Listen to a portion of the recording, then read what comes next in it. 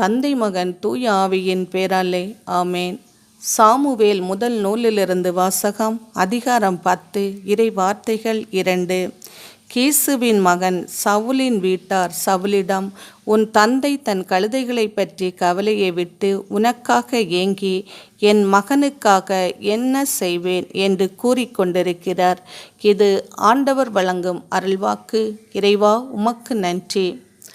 நன்றி தகப்பனே, நன்றி ஏசப்பா, நன்றி நன்றி அப்பா தகப்பனே. இன்றைய உலகில் பெற்றோர்கள் ஒவ்வொருவரும் தன்னுடைய பிள்ளைகளுக்காக அழுது கொண்டிருக்கக்கூடிய சூழ்நிலை உள்ளது அப்பா.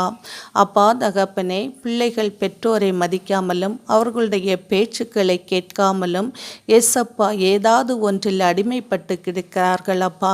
இவற்றிலிருந்து நீர் அவர்களை முற்றிலும் தூக்கி எடுத்து பெற்றோரை அன்பு செய்யவும் பெற்றோரை கனம் பண்ணவும் கூடிய அருளையும் ஆற்றலையும் எம்முடைய தேசத்திலுள்ள ஒவ்வொரு பிள்ளைகளுக்கு நீர் கொடுப்பதற்காகவும் அவர்கள் அதை பெற்றுக்கொண்டு அதன்படி வாழ நீர் கிருபை புரிவதற்காகவும் உமக்கு கோடான கோடி நன்றிகள் தகப்பனே.